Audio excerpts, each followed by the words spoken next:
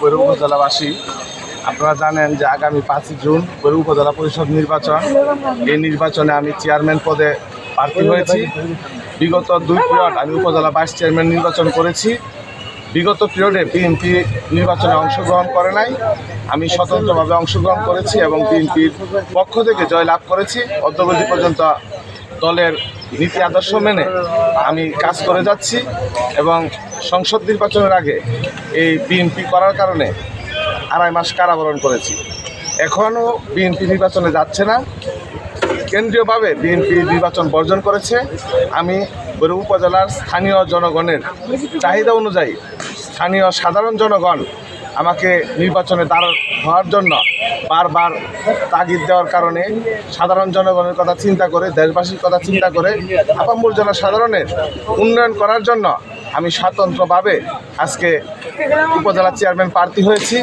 আল্লাহ তাআলা যদি আমাকে জনগণের ভোটের মাধ্যমে এই পদে অধিষ্ঠিত করে তাহলে আমি বিএনপি থাকব এবং বিএনপি হয়ে কাজ করব। পাশাপাশি সাধারণ জনগণ দলমত নির্বিশেষে সকলের ঐক্যবদ্ধতার মাধ্যমে আল্লাহ তাআলা আমাকে অবশ্যই কামিয়াবি করবে, আমি 100% নিশ্চিত আশার বিষয়ে। এবং আমি এই সরকারকে বলতে চাই যে দিনে হতে হবে, রাতে যেন না হয়। এবং কারচুপির নির্বাচন বাদ দিয়ে চ্যালেঞ্জ হিসাবে আমি নিয়েছি, সরকারের পক্ষ থেকে যেহেতু বলেছে এই নির্বাচনটি একটি নিরপেক্ষ নির্বাচন হবে, তাই এই চ্যালেঞ্জকে আমি গ্রহণ করেছি। সরকারকে আহ্বান জানাবো অন্তত বৈরব উপজেলা পরিষদ নিরপেক্ষভাবে দেওয়ার জন্য, যেহেতু এরাও সরকারিভাবে দলীয়ভাবে অংশগ্রহণ করে নাই। তাই আমি প্রশাসনিকভাবে সকলকে বলতে চাই যে এই নির্বাচনটা অত্যন্ত নিরপেক্ষভাবে অনুষ্ঠিত করুন। আল্লাহ তাআলা ইনশাআল্লাহ সকলের জনগণের ভোটের মাধ্যমে আমাকে এই ক্ষমতায় অধিষ্ঠিত করবে। তো সকলের সুস্বাস্থ্য দীর্ঘায়ু কামনা করছি। আসসালামু আলাইকুম।